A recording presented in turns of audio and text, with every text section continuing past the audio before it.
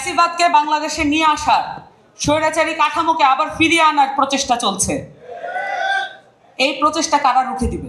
এই প্রচেষ্টা রুখে দেওয়ার জন্য প্রত্যেকটি রাজনৈতিক দলের যুব সংগঠন এবং তরুণরা যারা আছেন তাদেরকে রুখে দাঁড়াতে হবে। এটা শুধু এনসিপির কর্ম নয়, এটা শুধু যুব শক্তির কর্ম নয়। আমি মনে করি বাংলাদেশের প্রত্যেকটি রাজনৈতিক দলের যারা তরুণরা আছেন তারা আপনারা রিভল্ট করুন। প্রত্যেকটি রাজনৈতিক দলে যারা স্বপ্ন উদ্যমী আছেন এবং স্বপ্ন বিভোর আছেন, যারা বাংলাদেশকে নতুন করে সাজাতে চান, পুনর্গঠন করতে চান, তাদেরকে রিভল্ট করতে হবে।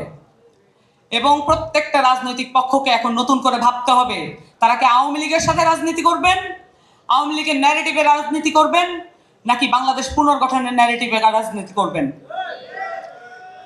বাংলাদেশে যত ধরনের যুব সংগঠন আছে, তরুণদের যত পক্ষ আছে, সব থেকে আলাদাভাবে কাজ করার একটা সংগঠন হচ্ছে যুবশক্তি।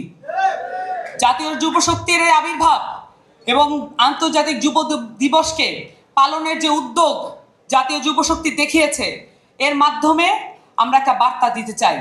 এই বার্তাটা হলো বাংলাদেশকে হারিয়ে দেওয়ার যে প্রচেষ্টা আমরা দেখছি, ফ্যাসিবাদদের সাথে মিলে গিয়ে, ফ্যাসিবাদীদের সাথে শক্তি সমন্বয় ঘটিয়ে যারা করার চেষ্টা করছেন, এই মিডিয়া স্ট্যাবলিশমেন্ট, এই আর্মি স্ট্যাবলিশমেন্ট, এই যত আমলাতান্ত্রিক জটিলতা আছে, এরা যারা একসাথে মিলে আমাদেরকে পরাজিত করবার চেষ্টা করছেন, সেটা সফল হতে দেওয়া যাবে না।